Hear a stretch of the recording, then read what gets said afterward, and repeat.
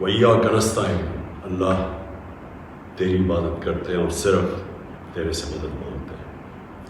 میرے پاکستانیوں، آج میں نے آپ سے بڑی اہم بات کرنی ہے اپنے ملک کے مستقبل کے لیے، اور میں نے یہ فیصلہ کیا کہ یہ میں لائیو کروں گا، یہ ریکارڈڈ نہیں ہے، یہ آپ کے پاس لائیو جائے گی بات۔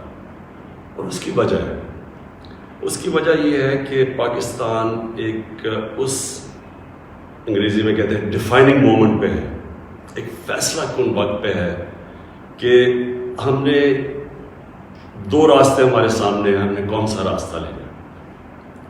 لیکن میں چاہتا ہوں کہ اس سے پہلے یہ میں جو اپنی آپ سے دل کی آج باتیں کروں گا، اس سے پہلے میں صرف اپنی قوم کو بتانا چاہتا ہوں کہ میری طرح کا آدمی پولیٹکس میں آیا کیوں۔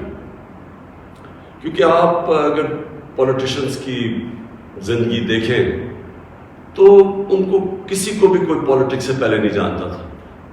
ان کی کوئی بڑے کم ایسے لوگ ہیں جنہوں نے زندگی میں کوئی چیز اچیو بھی کیا۔ قائد اعظم محمد علی جناح بہت بڑے پولیٹیشین تھے، لیکن انہوں نے وہ ایسے تھے کہ سارے ہندوستان کے اندر وہ سب سے بڑے وکیل سمجھے جاتے تھے۔ تو ایک وہ یعنی ان کی حیثیت تھی پولیٹکس پہ آنے سے پہلے۔ لیکن آپ زیادہ تر لوگوں کو دیکھیں تو پولیٹکس میں تو سے پہلے کوئی ان کا نام بھی نہیں جانتا تھا۔ تو میں تو وہ ایک خوش قسمت انسان اللہ کا خاص شکر ادا کرتا ہوں کہ مجھے تو اس نے سب کچھ دے دیا تھا۔ یعنی کوئی شاید ہی کسی کو اتنی شہرت ملے، جتنا میری زندگی میں ضرورت تھی اتنا پیسہ میرے پاس تھا، سب کچھ تھا میرے پاس۔ یعنی آج بھی مجھے کوئی کسی چیز کی ضرورت نہیں ہے، اللہ مجھے سب کچھ دے بیٹھا اور میں اس کا بڑا شکر گزار ہوں۔ دیکھیے، میں پاکستان کی پہلی جنریشن تھا، ہم وہ جنریشن تھے جو پہلے آزاد پاکستان میں پیدا ہوئے تھے۔ پاکستان میرے سے صرف 5 سال بڑا، تو میرے ماں باپ جو تھے، میں بار بار لوگوں کو بتاتا ہوں، وہ ایک غلامی کے دور میں پیدا ہوئے تھے، وہ انگریز کے دور میں پیدا ہوئے تھے۔ اور میں جب تک بڑا ہوتا رہا، کیونکہ انہوں نے پاکستان موومنٹ میں شرکت کی تھی، وہ مجھے ہمیشہ یہ احساس دلواتے تھے کہ تم بڑے خوش قسمت ہو، آزاد ملک میں پیدا ہو۔ تمہیں نہیں پتا کہ جو بھی آپ کر لیں غلامی کیا ہوتی ہے، کیونکہ ایک سطح سے اوپر آپ جا ہی نہیں سکتے، کیونکہ اس کے اوپر آپ کے حکمران بیٹھے ہوئے تھے۔ تو ایک بڑا جو بھی خوددار لوگ تھے ان کو بڑا برا لگتا تھا یہ جو انگریز کی غلامی تھی۔ تو ہم بڑے ہوئے، میرے بہنیں اور میں، ہمیں یاد ہے کہ بچپن سے یہ بتایا گیا۔ تو جو یہ خودداری ہے نا، یہ ایک آزاد قوم کی نشانی ہوتی ہے۔ اور جب میں نے پولیٹکس شروع کیا، میں آپ کو بتاؤں پولیٹکس میں کیوں آیا تھا۔ میں اس لیے آیا کہ میں ایک تو پولیٹکس کا اسٹوڈنٹ تھا، یونیورسٹیز میں نے پولیٹکس پڑھی ہوئی تھی، پاکستان کی اور دنیا کی پولیٹکس کے اوپر مجھے پتہ تھا، تاریخ کا پتہ تھا۔ میں اس نتیجے پہ آیا کہ ہمارا ملک کبھی بھی وہ ملک بن نہیں سکتا جو خواب تھی علامہ اقبال کی، اور جو قائد اعظم جیسا لیڈر، یعنی جس طرح انہوں نے جدوجہد کی اس خواب کے لیے کہ پتہ تھا کہ انہوں نے زندہ نہیں زیادہ دیر رہنا۔ اور اگر آپ ان کی تاریخ پڑھیں کہ جس طرح انہوں نے کیس لڑا پاکستان کا بیماری کی حالات میں، تو یہ ہمارے فاؤنڈنگ فادرز تھے۔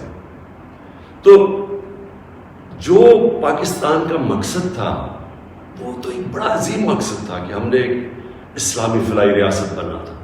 یہ ہماری قرارداد پاکستان میں یہ لکھا ہوا ہے ہمارے فاؤنڈنگ فادرز کا کہ ہم نے ایک، جب ہم کہتے ہیں اسلامی فلاحی ریاست تو یہ سیدھا چلا جاتا ہے مدینہ کی ریاست میں، کیونکہ ہمیشہ مسلمان اس کو ماڈل سمجھتا ہے اپنا، جو سنہری دور اسلام کا ہے وہ مدینہ کی ریاست تھی۔ تو جب میں نے 25 سال پہلے پولیٹکس شروع کی تو میں نے اپنی جو ہمارے مینیفیسٹو تھے اس پہ 3 چیزیں رکھی: انصاف، اور انصاف پھر میں کوالیفائی کر دوں، انصاف ہوتا یہ ہے کہ طاقتور اور کمزور کے لیے ایک قانون ہوتا ہے، اور جو نبی صلی اللہ علیہ وسلم نے کہا تھا کہ تمہارے سے پہلے بڑی قومیں تباہ ہوئیں، جدھر طاقتور چوری کرے تو اس کو سزا نہ ملے اور صرف کمزور چور، چھوٹا چور جیل میں جائے. انہوں نے کہا قومیں تباہ ہو جاتی ہیں. تو جس طرح حضرت علی رضی اللہ تعالیٰ نے کہا تھا کہ کفر کا نظام چل جائے گا لیکن ظلم اور ناانصافی کا نظام نہیں چل سکتا. تو یہ بیسس ہے ایک انصاف اور دوسرا انسانیت. رحم ہوتا ہے ایک اسلامی ریاست میں جو کہ مدینہ کی ریاست میں پہلی فلاحی ریاست بنائی گئی تھی، جو میں بار بار لوگوں کو کہتا ہوں. تو یہ میرے 2 ایمز تھے. اور تیسرا تھا خودداری. ایک مسلمان قوم غلام قوم نہیں بن سکتی. جس قوم کا نعرہ تھا پاکستان کا مطلب کیا، لا الہ الا اللہ. لا الہ الا اللہ کا تو مطلب ہی ہے کہ سوائے اللہ کے آپ کسی کے سامنے نہیں جھکتے. وہ شرک ہے. سب سے بری چیز اللہ کو لگتی ہے کہ جب آپ کسی کو بھی اللہ کی جگہ پہ رکھتے ہیں. تو یہ غلامی جو ہوتی ہے، یہ جب آپ کسی کی بھی پیسے کی غلامی، خوف کی غلامی، یہ سب شرک ہے. کیونکہ لا الہ الا اللہ انسان کو آزاد کرتا ہے. یہ 3 تھے میرے آج سے 25 سال پہلے. آپ دیکھیں کہ میں مینیفیسٹو میں یہ 3 چیزیں لکھی. مجھے لوگ کہتے ہیں عمران صاحب آپ اسلام کا نام استعمال کرتے ہیں. میں اگر میرے میں اللہ ایمان نہ ڈالتا میں پولیٹکس میں کیوں آتا؟ جس آدمی کے پاس سب کچھ ہے، مجھے یہ بتائے وہ اپنی زندگی کے 22 سال خرچ کرے گا ایک سٹرگل میں، اور 14 سال تو تھوڑے سے لوگوں کے ساتھ تھا. 14 سال تو مذاق اڑتا تھا میرا. تو میں کیوں پولیٹکس پہ اتنی دیر کوشش کی جس کے پاس سب کچھ تھا؟ مجھے اتنے لوگوں نے کہا کہ عمران صاحب آپ کو ضرورت کیا تھی پولیٹکس کی؟ میں سچ آپ کو بتا رہا ہوں. بار بار مجھے لوگ کہتے ہیں آپ کو پولیٹکس میں آنے کی کیا ضرورت تھی؟ یعنی صرف آپ کو ضرورت ہی ہو تو آپ پولیٹکس میں آئیں. آپ کوئی نظریے کے لیے نہ آئیں، کوئی آپ کی بڑی ایمبیشن نہ ہو. ایک میں اپنے سارے جو، اور خاص طور پہ میں چاہتا ہوں میرے جو نوجوان ہیں وہ آج میرا بڑا غور سے سنے جو میں نے آپ سے بات کرنی ہے. دیکھیے ایک مولانا رومی کی ایک سینگ ہے. مولانا رومی کہتے ہیں کہ جب اللہ نے آپ کو پر دیے ہیں تو آپ کیوں چونٹیوں کی طرح زمین پہ رینگ رہے ہیں؟ اس کا مطلب یہ ہے کہ اللہ نے ہمیں اشرف المخلوقات بنایا ہے، سب سے بڑی مخلوق. فرشتوں سے اوپر درجہ دیا ہمیں. فرشتوں کو کا انسان کے سامنے جھکو. اور شیطان کو اس لیے نکالا گیا، وہ عبادت بڑی کرتا تھا، اس نے ان کا حکم نہیں مانا، اس میں تکبر تھا، اس نے کہا میں نہیں جھکتا. اللہ نے ہمیں پر دیے. مسئلہ ہمارا یہ ہے کہ ہم، کیونکہ ہمارے میں ایمان کی کمی ہوتی ہے، کیونکہ ہم اور خداؤں کی پوجا کرتے ہیں، جو سب سے بڑا جو شرک ہے وہ پیسے کی پوجا کرتے ہیں، خوف کی پوجا کی، جو وہ بڑی سپر پاور ہے، اگر ہم نے یہ نہ کیا تو ہم تباہ ہو جائیں گے. یہ خوف کا پت ہے. ہم انسان چونٹیوں کی طرح رینگتا رہتا ہے. تو پاکستان، میں نے اس کی اونچ نیچ دیکھی ہے. ہم نے شروع میں، ہم چھوٹے تھے، ہمیں یاد ہے جب پاکستان ایک تیزی سے اوپر جا رہا تھا، ہماری مثالیں دی جاتی تھیں.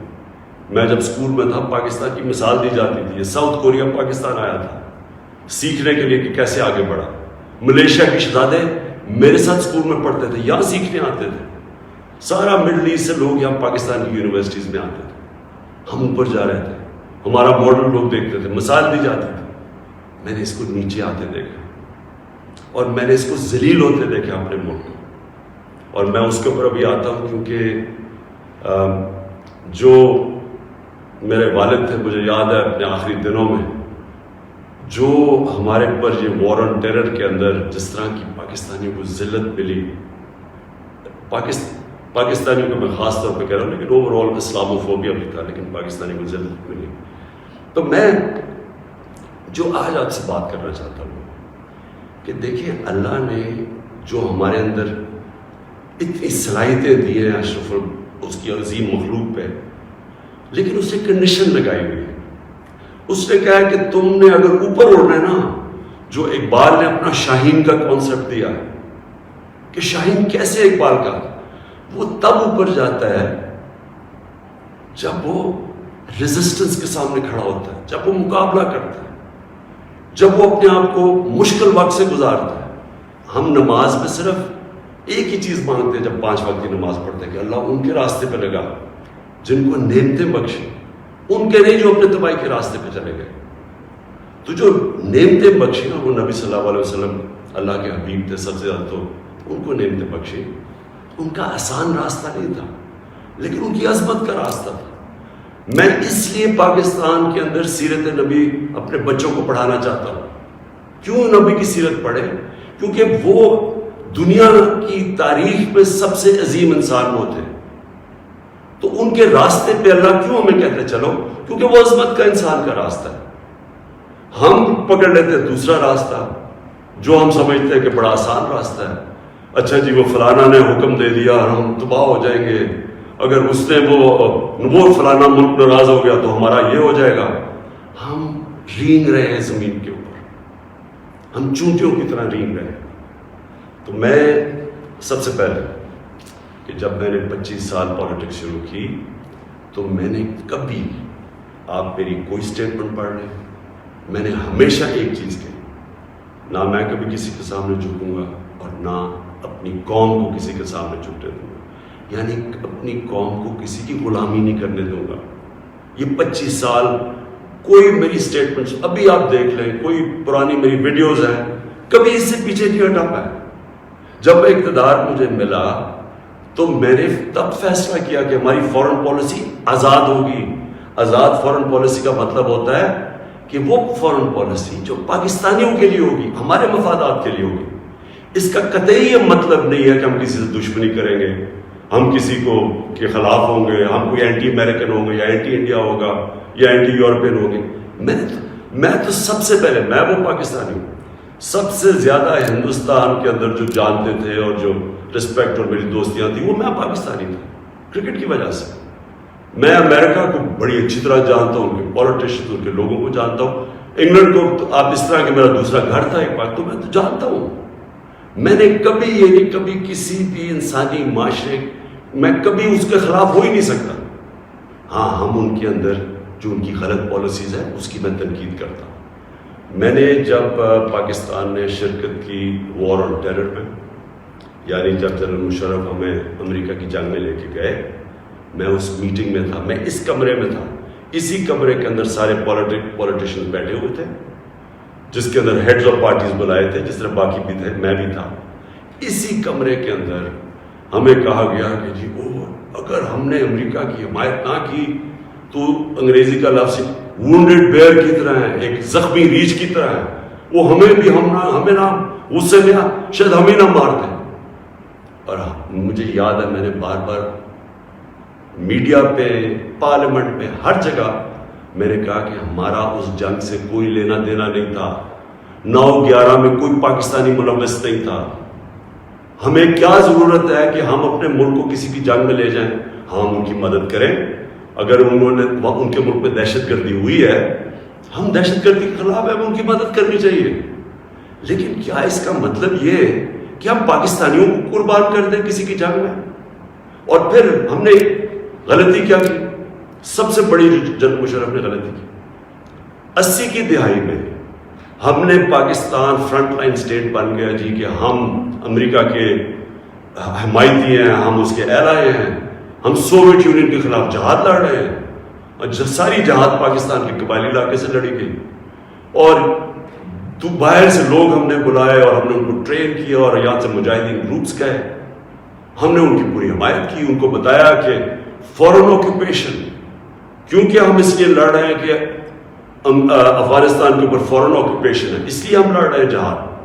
اور سارے ہمیں بتایا گیا کہ کتنا بڑا پاکستان بڑا رول پلے کر رہا ہے. جیسے ہی وہ جہاد ختم ہوتی ہے، سوویت یونین ہارتا ہے، امریکہ یہاں سے چلا جاتا ہے، سوویت یونین ادھر چلا جاتا ہے، اور 2 سال کے بعد وہی امریکہ جو ہمارا دوست تھا، جس کے لیے جو ہم اکٹھے جنگ لڑ رہے تھے، وہ ہمارے اوپر سینکشن لگا دیتا ہے، پریسلر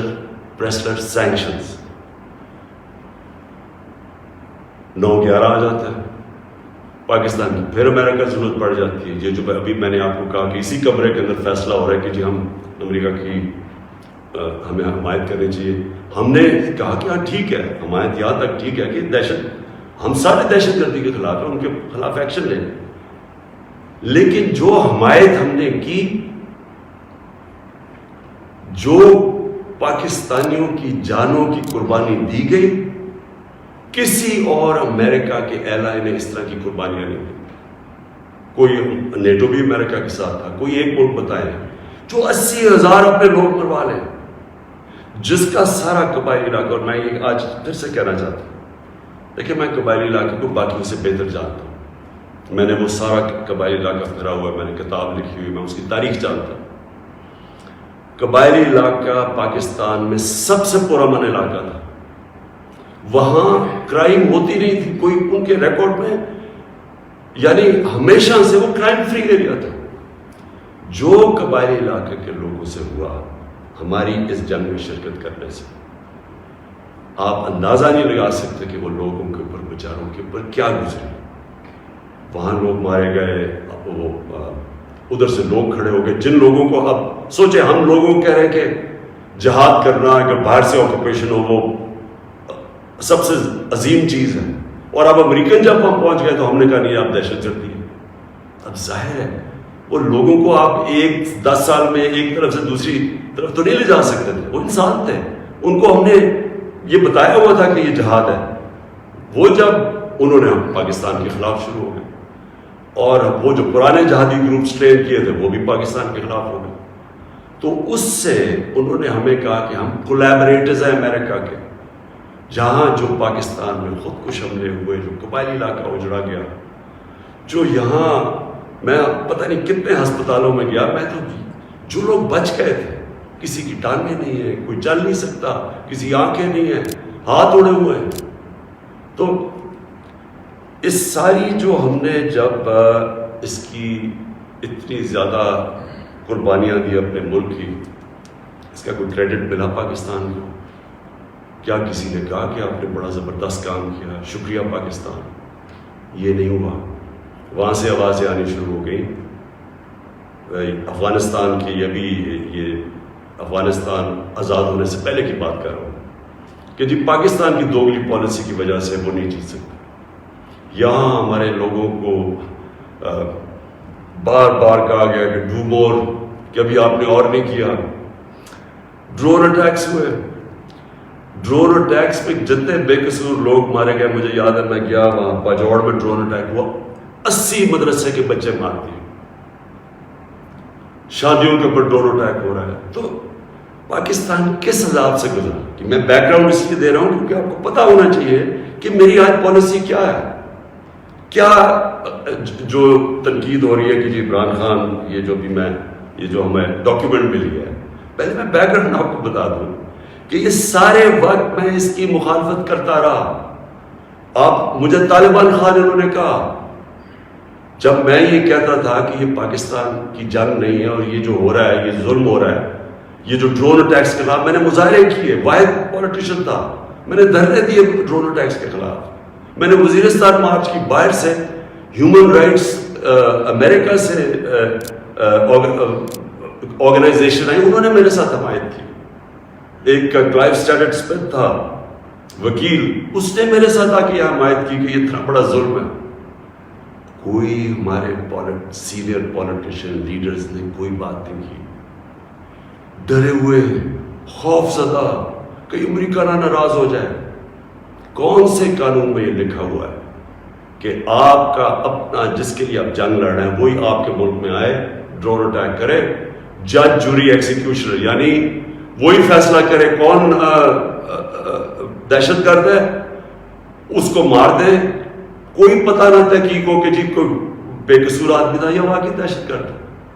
حکومت، ہماری حکومتوں نے پوری طرح اس جرم میں شرکت کی.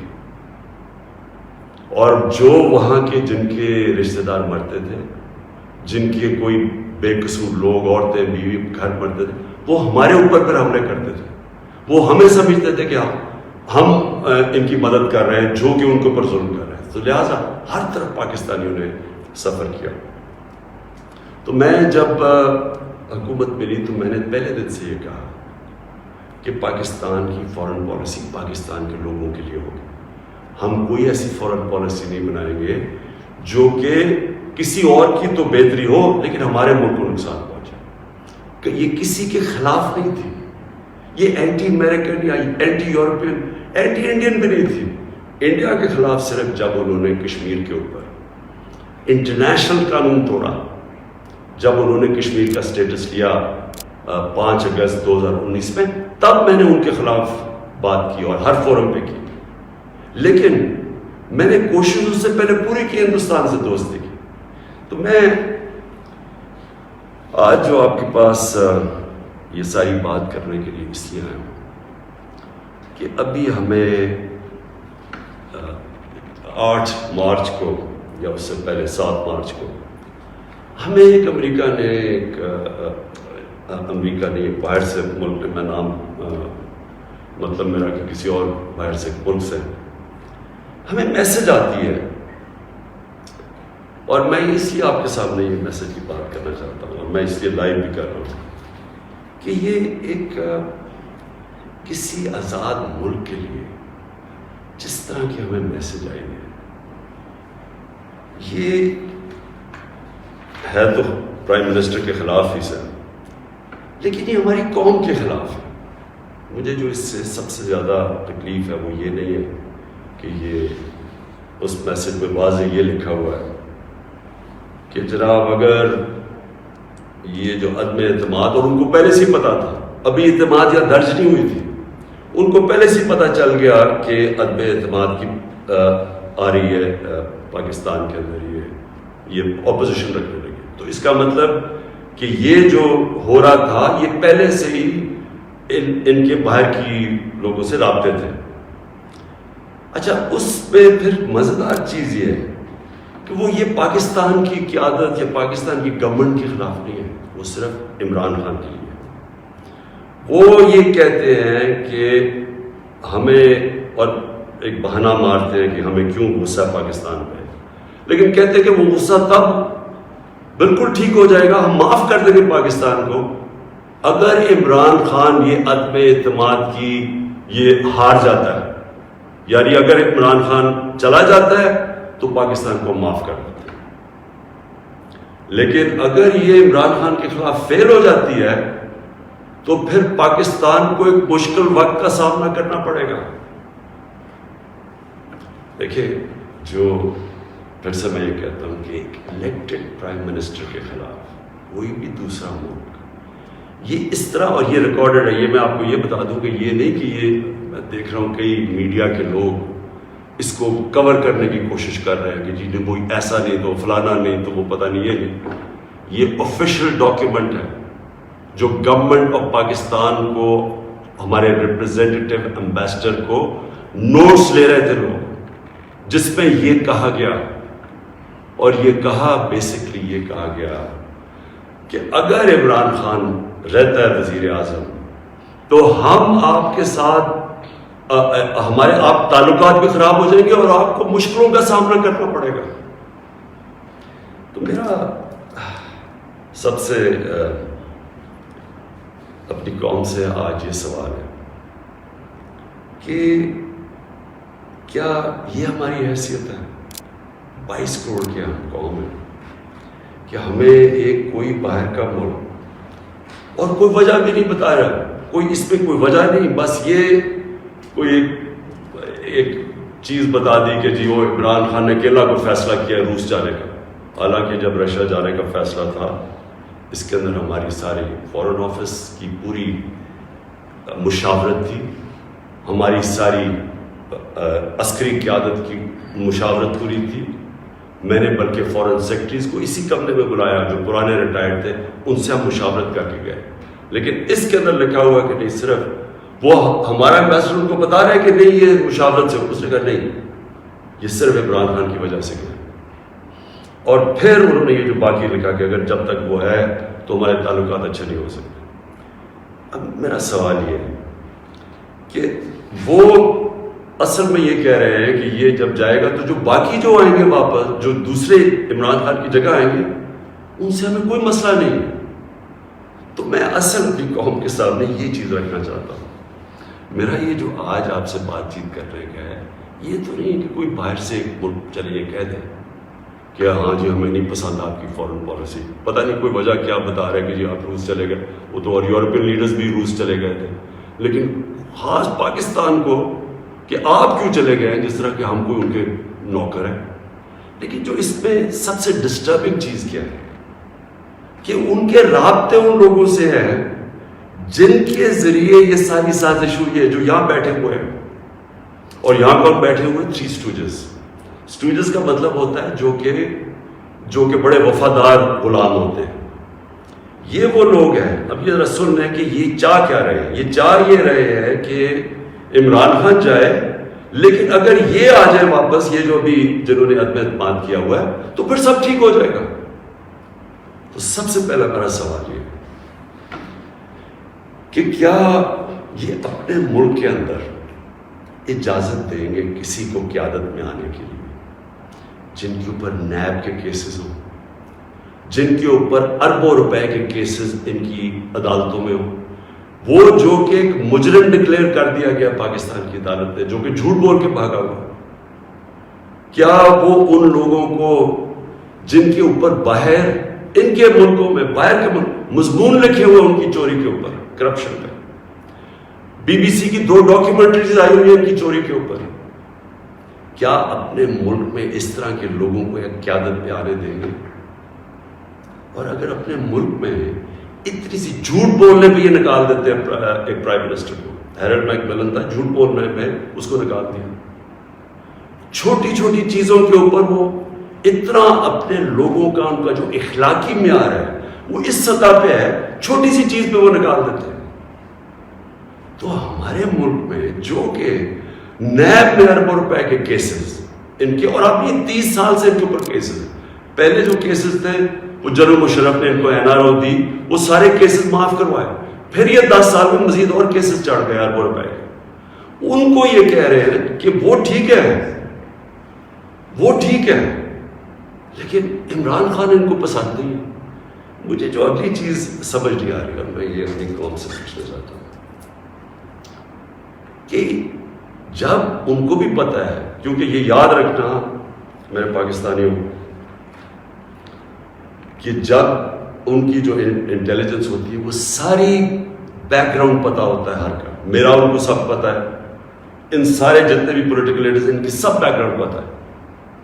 ان کو ان کی ایک ایک چیز پتہ ہے کہ ان کے کتنے پیسے ملک کے کس اکاؤنٹس میں پڑے ہوئے بیرون ملک. ان کو سب پتہ ہے کہ ان کی پراپرٹیز بینامی جو انہوں نے باہر لی ہوئی ہیں بڑی بڑی اربوں اربوں روپے کی، ہر ڈیٹیل ان کے پاس ہے. ایک ہمارا ینگ پولیٹیشین ہے، ایک کتاب ہے رون سوسکنڈ کی دی وے آف دی ورلڈ. اس کتاب میں وہ لکھتا ہے کہ ان کی نیشنل سیکیورٹی جو تھی وہ ٹیپ کر رہی ہے، اس کی والدہ اس کو ٹیلی فون کر کے بینک اکاؤنٹس بتا رہے ہیں، یعنی ادھر تک ان کو پتا ہے. تو ہمارے یہ جو اب یہ 3 لوگ ان کو جو پسند آ گئے، ان کی کیا خاصیت ان کو پسند آئی؟ یہ کہ ان جنرل مشرف کے سالوں کے اندر 11 ڈرون اٹیک تھے. ان دونوں کے یہ بلکہ سارے یہ تینوں اکٹھے اقتدار میں تھے. ان کے 10 سال میں اس ملک میں 400 ڈرون اٹیکس ہوئے. ایک دفعہ ان کے منہ سے نہیں نکلا کہ مذمت کرتے ہیں. حامد کرزئی مجھے یاد ہے افغانستان میں جب ان کے ڈرون اٹیک یا وہاں بمباری سے افغانستان کے بے قصور لوگ مرتے تھے، وہ مذمت کرتا تھا. جدھر افغانستان میں فورن فوجیں تھی، یہاں ہم بیٹھے ہوئے ہیں 400 ڈرون اٹیکس میں ایک دفعہ کسی نے مذمت نہیں کی. اس لیے ان کو یہ سوٹ کرتے ہیں.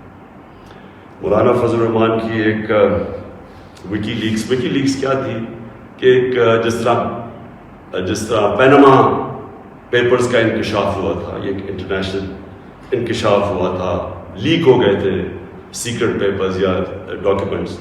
تو پینما جو وکی لیکس میں وہ انکشاف ہوتا ہے کہ جو پاکستان کے اندر امریکی ایمبیسڈر تھی این پیٹرسن، اس کو مولانا فضل الرحمان، مولانا نہیں، فضل الرحمان، اس کو فضل الرحمان کہتا ہے کہ مجھے موقع دے دے، میں بھی وہی خدمت کروں گا جو باقی آپ کی خدمت کرتے ہیں. یہ وکی لیکس میں تھا. نواز شریف کا برکا دت کی کتاب میں ہے کہ وہ نیپال کے اندر نریندر مودی سے چھپ چھپ کے مل رہا تھا اپنی فوج سے بچنے کے لیے. ڈان لیکس میں کیا تھا؟ ہندوستان کو میسجنگ ہو رہی تھی کہ جناب میں فوج کے ساتھ، اگر فوج یہ کر رہی تو فوج کر کے میں نہیں کر رہا.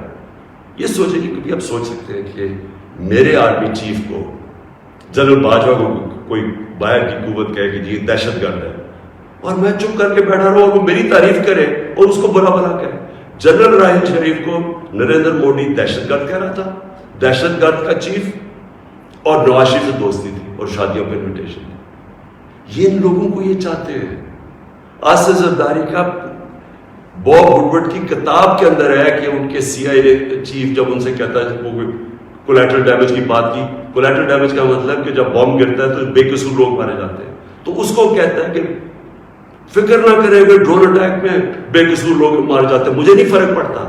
یہ پاکستان کا پریزیڈنٹ کہہ رہا ہے دوسروں کو، جس کو تھوڑا سا، اور کتاب میں وہ لکھتا ہے کہ وہ حیرت انگیز ہو، حیرت آتی ہے کہ یہ کیسے ملک کا صدر بات کر رہا ہے. اس طرح کے لوگ ان کو پسند ہیں. اور شہباز شریف اس کی سٹیٹمنٹ کہ جی عمران خان نے بڑی غلطی کی، ایبسلوٹلی ناٹ کہہ کے، یعنی یہ جو ان کے دور میں ایبسلوٹلی ناٹ کیا تھا، میں نے صرف یہ بات کہی کہ ہم امن میں آپ کے ساتھ ہیں، ہم جنگ میں آپ کے ساتھ نہیں ہیں، ہم کسی کانفلکٹ میں آپ کے ساتھ، لیکن جو بھی آپ امن افغانستان میں کہیں چاہتے ہیں ہم ساتھ ہیں آپ کے. میری پالیسی آپ میں آپ بتاؤں کہ کیونکہ ہم انڈیپینڈنٹ، یعنی ہم ایک انڈیپینڈنٹ فارن پالیسی چاہتے ہیں، ہماری کریڈیبلٹی ہوتی ہے کہ ہم سازش کا کردار پلے کر سکتے ہیں. وہ صرف تب ہوتی ہے جب آپ لوگ سمجھیں کہ آزاد ہے آپ کی فارن پالیسی.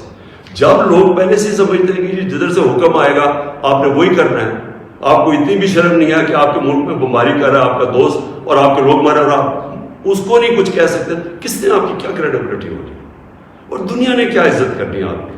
جب ہم یہ وار آن ٹیرر میں حصہ لے رہے تھے، بیرون ملک پاکستانیوں سے میرا تعلق بہت ہے، کبھی ان سے پوچھے کہ ان کو کس ذلت کا سامنا کرنا پڑا. ایئرپورٹس کے اوپر ان سے کیا ہوتا تھا، پکڑ کے ان کو ڈیٹین کر دیتے تھے، عام بے قصور لوگوں کو پکڑ کے پاکستانی کو جیل میں ڈال دیتے تھے باہر کے ملک، جبکہ یہاں ان کے لیے جنگ لڑ رہے ہیں، باہر پاکستانی دشمن بنے ہوئے ہیں. کبھی کسی سے پوچھے کہ ان بیچاروں سے کیا، کتنے پاکستانیوں کو جیلوں میں ڈالا گیا، کسی نے کوئی بات کی، کسی نے ان کے لیے سٹینڈ لیا. تو میں جب یہ میں کسی کے اگینسٹ نہیں بات کرتا، میں صرف یہ کہتا ہوں کہ میری جو سب سے بڑی ذمہ داری ہے وہ میرے 22 کروڑ لوگ ہیں، میں ان کے لیے فارن پالیسی بناؤں. تو یہ جو شہباز شریف کہتے ہیں ایبسلوٹلی ناٹ، میں نے نہیں کہنا تھا، کیونکہ آپ کا تو پاور میں آنے میں مقصد ہی کچھ اور ہے. آپ نے کب پاکستانیوں کے لیے سٹینڈ لیا؟ بتائیں کتنی دفعہ یہ جب بمباری ہو رہی تھی آپ کے منہ سے آواز نکلی، اور آپ کے بھائی صاحب کبھی بات کر ہی نہیں سکتے جب، کیونکہ آپ کے سارے جو اربوں روپے سب پتہ ہے ان کو کدھر پڑے ہوئے. اور دوسری چیز یہ کہا کہ جی یہ جو ڈاکیومنٹ ہے یہ ٹھیک ہی نہیں ہے، اگر یہ ٹھیک ہو جاتی تو آپ ہمارے ساتھ آ جاتے ہیں. تو آج نیشنل سیکورٹی پارلیمنٹ کی کمیٹی کے اندر جب رکھی گئی، کیوں نہیں آپ نے آ کے دیکھی؟ ہم نے یہ ڈاکیومنٹ پہلے لوگوں نے کہا کہ نہیں جی یہ ٹھیک نہیں ہے، مذاق اڑایا گیا، جی جعلی ہے. پہلے میں نے کیبنٹ میں رکھی، ساری کیبنٹ کو بتایا گیا، منٹس کیبنٹس کے بنے، کیونکہ سب سے ٹاپ فورم پاکستان کا وہ ہے. اس کے بعد نیشنل سیکورٹی کاؤنسل کی میٹنگ کی، میں نے سارے اپنے سروس چیف سب کے سامنے رکھی وہ ڈاکیومنٹ. اس کے بعد یہ پارلیمنٹ کی کمیٹی کے اندر لے کے گیا اور سینئر جرنلسٹ کو ہم کو بتایا، صرف یہ کہنے کے لیے کہ یہ کوئی ڈاکیومنٹ کوئی پبلک کو یعنی اکسانے کی بات نہیں ہے. یہ جو میں نے آپ کو بتایا اس سے زیادہ یہ خوفناک اس میں چیز ہے اس ڈاکیومنٹ کے اندر. میں اب آخری بات پہ آنے لگا، اور وہ یہ ہے کہ ہماری اب سنڈے کو ووٹ دی جائے گی. اس سنڈے کو اس ملک کا فیصلہ ہونے لگا کہ یہ ملک کس طرف اب جائے گا. کیا وہی غلامانہ پالیسی، کرپٹ لوگ جن کے اوپر 30 سال سے کرپشن کے کیسز ہیں، نیب میں ان کے کیسز پڑے ہیں. بدقسمتی سے کوئی اور ملک ہوتا جس کے اندر یہ انصاف کا نظام زیادہ طاقتور کو قانون کے نیچے لانے جن کی صلاحیت ہے، اور جو بھی خوشحال ملک ہیں دنیا میں، جو بھی جن ملکوں کے اندر غربت نہیں ہے، خوشحالی ہے، جو پروگریس کر چکے ہیں، ترقی یافتہ ملک ہیں، ان سارے ملکوں کی ایک چیز آپ کو کامن ملے گی کہ طاقتور مجرم کو ان کی صلاحیت ہوتی ہے قانون کے نیچے لانے کی. ہمارا ابھی تک انصاف کے نظام میں وہ صلاحیت نہیں ہے. یہ ہماری بڑی بدقسمتی ہے کہ اربوں روپے کے ان کے پاس کیسز ہیں، کچھ نہیں ہو رہا. تو کیا قوم ان کو پھر جو 30 سال سے کہہ رہے ہیں، اچھا کہہ رہے ہیں جی عمران خان نے ملک بڑا خراب، آج کیوں یہ سارا کر رہے ہیں ڈرامہ؟ عمران خان نے ملک خراب کر دیا. عمران خان تو ابھی 3.5 سال ہوئے، 30 سال سے تو آپ باری لے رہے ہیں اس ملک کے اوپر. تو یہ اگر ملک خراب تھا، یہ اگر حالات برے تھے، تو یہ کیا 3.5 سال میں ہو گئے؟ اور میں چیلنج کرتا ہوں کہ 3.5 سال میں جو ہم نے کیا ہے، کسی بھی فورم انڈیپینڈنٹ ماہرین کو آپ بٹھائے، ان سے پوچھیں، میں چیلنج کرتا ہوں کہ 3.5 سال میں جو پاکستان میں ہوا کہ ان کے کسی دور میں نہیں. تو یہ جو اب سارے اکٹھے ہیں، یہ اب قوم نے فیصلہ کرنا ہے کہ کیا یہ جو ووٹ ہونی ہے سنڈے کو، اس میں کون کدھر جائے گا.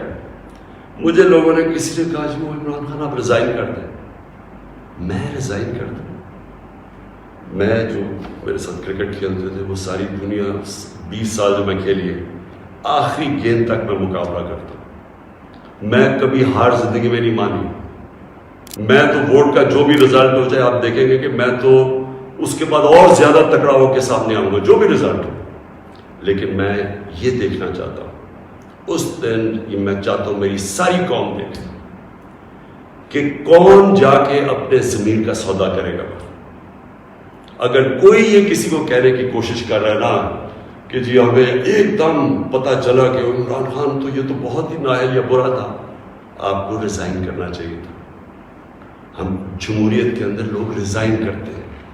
لوگ تب نہیں کرتے کہ جب آپ دیکھیں کہ 20-25 کروڑ روپے آپ کو آفر ہو رہا ہے اور آپ چلے جائیں، اور وہ پیسہ جو پہلی چوری کا پیسہ جس سے خریدا جا رہا ہے لوگوں کو، ساری قوم کے سامنے یہ ہو رہا ہے. وہ جگہ بنی ہوئی ہے جدھر میریٹ کے اندر یا سندھ ہاؤس کے اندر یہ تماشا چل رہا ہے ساری قوم کے سامنے. میں تو یہ پوچھنا چاہتا ہوں کہ ہمارے نوجوانوں کو ہم آج کیا سبق دے رہے ہیں؟ ہم کیا ان کو بتا رہے ہیں کہ یہ ہمارے جو پبلک ریپرزینٹیٹیو ہیں ان کی قیمتیں لگی ہوئی ہیں؟ یہ ساری قوم کے سامنے ہو رہا ہے. یہ کچھ چھپی بات نہیں ہے. آپ الٹا بھی لٹک جائے، کوئی یہ نہیں مانے گا کہ ان 3 لوگوں کے پاس کوئی اس لیے جا رہا ہے کہ یہ تو بڑے کوئی نظریاتی لوگ ہیں. تو کوئی نہیں ماننے لگا کہ یا اسد زرداری یا شہباز شریف، نواز شریف یا فضل الرحمانی کوئی نظریاتی لوگ ہیں. سب ان کو جانتے ہیں. صرف انہوں نے جو اپنے خلاف سٹیٹمنٹس دی ہوئی ہیں وہ 20 سال ذرا دیکھ لیں تو آپ سمجھ جائیں گے کہ یہ کوئی نظریاتی نہیں ہو رہا. یہ صرف اور صرف ضمیروں کا سودا ہو رہا ہے. یہ اپنے ملک کا سودا ہو رہا ہے. یہ اپنے ملک کی ساورنٹی کا سودا ہو رہا ہے. اور یہ جو ہوگا، میں ابھی بھی لوگوں کو کیونکہ مجھے ابھی بھی امید ہے کہ جو ہمارے لوگ اپنا سودا کر کے وہاں بیٹھے ہوئے ہیں، میں ابھی بھی آپ سے یہ کہتا ہوں کہ ہمیشہ کے لیے یہ آپ کے اوپر ایک مور لگنے لگی ہے. یہ نہ لوگوں نے آپ کو معاف کرنا ہے، نہ لوگوں نے آپ کو بھولنا ہے.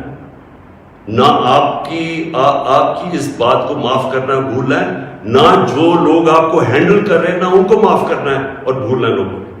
یہ ہمیشہ کے لیے لوگ یاد رکھیں گے کہ آپ نے اپنے ملک کا سودا کیا. ایک بیرون ملک سازش جو یہاں لوگوں کے ساتھ مل کے ایک وہ گورنمنٹ جس کی آزاد فورن پالیسی تھی اس کو گرانے کی کوشش کی گئی. یہ کوئی آپ کو معاف نہیں کرے گا. ہمارے بر صغیر کی تاریخ کیا ہے؟ میر جعفر اور میر صادق کون تھے؟ یہ وہ لوگ تھے جنہوں نے انگریزوں کے ساتھ مل کے بنگال کو غلام بنایا، انگریزوں کے ساتھ مل کے سراج الدولہ کو مروایا، اور اپنی ذاتی مفادات کے لیے اپنے قوم کو غلام بنایا، اور دوسرے نے ٹیپو سلطان کو اس سے غداری کی، انگریزوں کے ساتھ مل کے اپنی قوم کو غلام بنایا۔ یہ موجودہ آپ کے میر جعفر اور میر صادق ہیں، باہر کی قوتوں کے ساتھ مل کے ایک ملک کے اندر یہ وہ چینج لے کے آ رہے ہیں جو کہ یاد رکھیں، میں پھر ریپیٹ کرتا ہوں، ساری زندگی یہ قوم آپ کو بھولنے نہیں دے گی۔ یہ وہ آپ کرنے جا رہے ہیں جو آنے والی ہماری نسلیں آپ کو معاف نہیں کریں گی۔ اور میں آپ کو یہ بھی بتا دوں آج کہ اگر آپ کا یہ خیال ہے کہ یہ سازش کو کامیاب ہونے دیں گے، میں اس کے سامنے کھڑا ہوں گا۔ میری یہ اپنی قوم سے کمٹمنٹ ہے کہ ہمیشہ جب تک میرے میں خون ہے میں اس کا مقابلہ کروں گا۔ میری زندگی کو تو کوئی فرق نہیں پڑنے لگا، میں اپنے گھر میں رہتا ہوں، میں اپنے خرچے برداشت کرتا ہوں، میرا تو کوئی کیمپ آفس نہیں ہے، میرے تو آگے کوئی فیکٹریاں نہیں بنائی۔ نواز شریف نے اتنے دور میں 18 فیکٹریاں بنا لی تھی سرکاری بینکوں سے پیسے لے کے، اور پھر بعد میں وہ قرضے معاف کروا لیے۔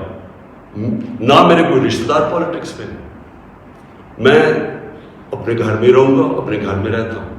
لیکن اس قوم سے جو غداری ہو رہی ہے اور یہ جو ہونے جا رہی ہے سنڈے کو، میں یہ چاہتا ہوں کہ ایک ایک لوگوں کا، ایک ایک غدار کی آپ شکل یاد رکھنا۔ یہ جتنا بھی ہے کہ اپنے لوگوں کو بتانے کی کوشش کرے کہ جی وہ ہو ایک دم ہمیں پتہ چلا ہے کہ یہ کیا ہوا ہے، یہ کتنا برا وقت گزرا تھا، لوگ آپ کی کوئی بات ماننے نہیں لگے۔ یہ قوم جو ہے، میں پھر سے ریپیٹ کرتا ہوں آپ کو، میں آخری بات کہنے لگا ہوں، یہ قوم نہ یہ بھولے گی، نہ آپ کو معاف کرے گی، نہ جو لوگ آپ کے پیچھے ان کو معاف کرے گی۔ اور یہ اگر آپ کا کسی کا خیال ہے کہ عمران خان چپ کر کے بیٹھ جائے گا، کسی خوش فہمی میں نہ رہے۔ میرے پہ اللہ نے مقابلہ کرنے کی صلاحیت دی ہے، ساری زندگی میں نے مقابلہ کیا ہے۔ میں کوئی وہ آدمی نہیں جس نے بیٹھے بیٹھے کسی نے پرچی دکھائی کہ جی مجھے تو پرچی میں پارٹی وراثت میں مل گئی ہے، یا میرا کوئی باپ کچھ تھا، یا میرا کوئی فلانا کچھ تھا، یا میں سریا لگاتے لگاتے جنرل جلانی کے گھر پہ مجھے کوئی وزارت مل گئی اور چیف منسٹر۔ میں نے اسٹرگل کر کے یہاں پہنچا ہوں، مجھے اسٹرگل کرنی آتی ہے، مقابلہ کرنا آتا ہے۔ میں کسی صورت اس سازش کو کامیاب نہیں ہونے دوں گا۔ پاکستان پائندہ باد۔